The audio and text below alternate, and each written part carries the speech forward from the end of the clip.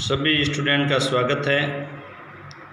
आज अपन Jai Narayan Vyas university Jodhpur BSc final year 2020-21 का रहने वाला सिलेबस है, उसके बारे में बात करेंगे। फर्स्ट पेपर है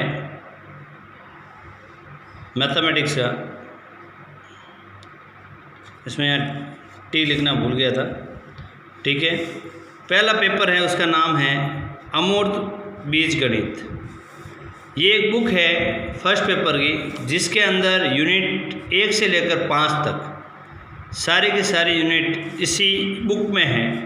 अमूर्त बीजगणित पहला जो यूनिट है, उसके अंदर ये जो मैं आपको बात कर रहा हूँ वो सिर्फ और सिर्फ चैप्टर की है, सिलेबस में नहीं है। आपको मैं सिर्फ चैप्टर बता रहा हूँ, इसी चैप्टर से आपके सिलेबस बनेगा, उसी के आगे अपन पढ़ाई करेंगे। ग्रुप या समूह, पहले चैप्टर का नाम है ग्रुप, ठीक है। दूसरा चैप्टर है पहले यूनिट का, उसके अंदर उसका नाम है क्रमचय ग्रुप। यूनिट सेकंड उपग्रुप, इसी का भाग है ग्रुप और उपग्रुप। यूनिट 2 के अंदर है उपग्रुप, ग्रुप समकारिता, विशिष्ट उपग्रुप तथा विभागीय ग्रुप। विभाग ग्रुप, उपग्रुप, ग्रुप समकारिता, विशिष्ट उपग्रुप तथा विभाग ग्रुप, ये 3 चैप्टर हैं यूनिट 2 में। यूनिट 3 की बात करें, वलय, पूर्णांकीय प्रांत तथा क्षेत्रफल, ये पहला चैप्टर है। दूसरा है उपवलय, भागफल क्षेत्र या विभागीय क्षेत्र बोलते हैं। ये 2 चैप्टर हैं आपके यूनिट 3 के अंदर। यूनिट 4 और 5, इसमें आधा भाग जो सदिश समिष्टि हैं, यानी वेक्टर स्पेस, उसका 2 भागों में विभाजन किया गया है। एक चौथे यूनिट में है आधा और आधा है 5 यूनिट में। चौथा यूनिट है आपका गुणजावलियाँ और खंड विभाग एवं बहुपद वलय। गुणजावलियाँ, खंड या विभाग एवं बहुपद वलय। अगला भाग है सदिश समष्टि वेक्टर स्पेस।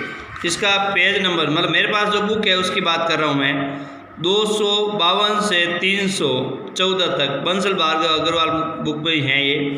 सदिश समष्टि वेक्टर स्पेस, पेज नंबर 314 से 356 तक, ये यूनिट 5 है। तो इस तरीके से आपसे ये जो फर्स्ट पेपर है बीएससी फाइनल ईयर का, उसका नाम है अमूर्त बीजगणित, जिसमें 5 के 5 यूनिट आपके एक ही बुक में है और बहुत ही सरल है, अच्छे से समझ में आ जाता है।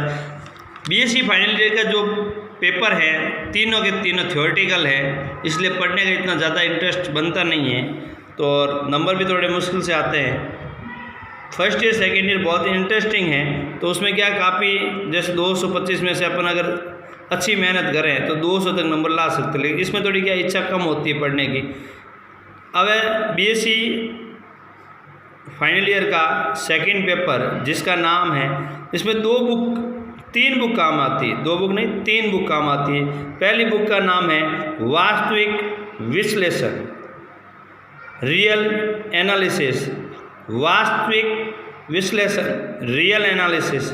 और आपको मैंने इसके बारे में, देखो नंबरिंग के बारे में मैंने आपको पहले भी बता दिया था, एक बार पुनः बता रहा हूँ। इसमें एक यूनिट 19 नंबर की है, अगर 5 यूनिट 19 से गुना करें तो 95 नंबर होते हैं। लेकिन जो सेक्शन सी है, उसके अंदर आपको सिर्फ 3 क्वेश्चन करने पड़ते हैं 5 में से, तो कुल मिला के 75 नंबर का पेपर होता है। एक यूनिट 19 नंबर का होता है। पहले 2 क्वेश्चन आते हैं 2-2 नंबर के, फिर एक क्वेश्चन आता है 5 नंबर का ब भाग में, उसके अथवा में भी एक क्वेश्चन होता है 5 नंबर का, दोनों में से एक करने पड़ते हैं। तो 5, 2 और 2 टोटल हो गए 9, एक करना पड़ता है 10 नंबर का, टोटल हो गए 19 नंबर। यूनिट पहला है वास्तविक संख्या निकाय, दूसरा है वास्तविक संख्याओं का प्रारंभिक सांस्थितिक। अब है यूनिट नंबर आपका दूसरा, जिसका नाम है, इसमें 3 चैप्टर है, वास्तविक अनुक्रम। अब है यूनिट दूसरा, रीमान समाकलन, एक समान अभिसरण, मध्यमान प्रमेय। ये 3 बहुत ही इजी और इंटरेस्टिंग है रियल नंबर में, क्योंकि इसमें थ्योरेटिकल कम है, सॉल्व कर सकते हैं रीमान समाकलन के अंदर अच्छे से। अब है सम्मिश्र विश्लेषण, कॉम्प्लेक्स एनालिसिस। बहुत ही इंटरेस्टिंग बुक है ये आपकी, मतलब सेकंड पेपर थोड़ा बहुत फाइनल ईयर का पढ़ने की इच्छा जाहिर होती है। बाकी फर्स्ट पेपर में भी थ्योरी बहुत ज़्यादा है, थर्ड पेपर में भी है। तो सेकंड पेपर का जो सेकंड बुक है उसका नाम है कॉम्प्लेक्स एनालिसिस। पहला चैप्टर है, बहुत ही अच्छा है, विश्लेषिक फलन, एनालिटिक फंक्शन, फलनों के श्रेणी का एक समान अभिसरण तथा घात श्रेणी। ये दूसरा चैप्टर है यूनिट 3 का। बात करते हैं यूनिट 3 के, 2 ही चैप्टर है यूनिट 3 में। अब बात आती है यूनिट 4, ये भी कॉम्प्लेक्स एनालिसिस का ही भाग है, सम्मिश्र समाकलन और कॉची प्रमेय के अनुप्रयोग। ये 2 चैप्टर है, बहुत ही इंटरेस्टिंग है कॉम्प्लेक्स एनालिसिस में। पहला है सम्मिश्र समाकलन, कॉम्प्लेक्स इंटीग्रेशन, कॉची प्रमेय के अनुप्रयोग, एप्लीकेशंस ऑफ कॉची थ्योरम। अब है थर्ड बुक है लाप्लास, बहुत ही इंटरेस्टिंग है, ये भी लाप्लास बुक है। उसके अंदर 3 चैप्टर है, मतलब ये एक ही भाग है, पूरा लाप्लास ट्रांसफॉर्मर ही है इस पूरे कोर्स में, जिसका 3 भाग है। लाप्लास रूपांतरण, प्रतिलोम लाप्लास, यानी ये लाप्लास है एल, ये एल इनवर्स है, प्रतिलोम लाप्लास रूपांतरण, अवकल समीकरण के अनुप्रयोग, एप्लीकेशन टू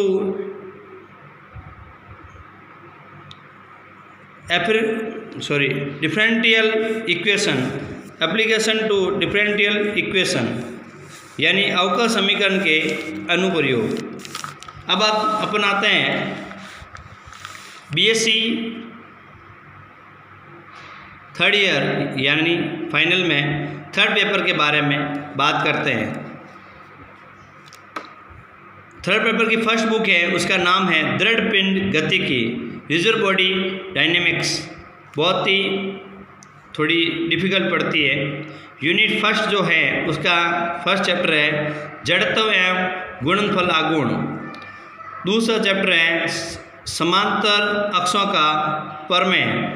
और तीसरा जो यूनिट है द अल्बर्ट सिद्धांत। ये 3 चैप्टर हैं फर्स्ट यूनिट में। थर्ड पेपर का नाम है आपका दृढ़ पिंड गतिकी, ठीक है। उसमें पहला चैप्टर है जड़त्व एवं गुणनफल आगुण, समांतर अक्षों का प्रमेय, द अल्बर्ट सिद्धांत। फिर है आपकी यूनिट नंबर 2 स्थित अक्ष के परित गति, मोशन अबाउट फिक्स एक्सेस, सीमित बलों के अधीन द्विविमीय गति, यानी motion in 2 dimensional under finite force. अब 2 यूनिट होने के बाद में द्रव स्थिति विज्ञान, हाइड्रोस्टैटिक्स, जो सेकंड बुक है थर्ड पेपर की, उसमें 3 यूनिट है। ये चैप्टर छोटे छोटे हैं लेकिन इसमें क्वेश्चन काफ़ी बनते हैं। तरल तथा तरल दाब, फ्लूइड एंड फ्लूइड प्रेशर,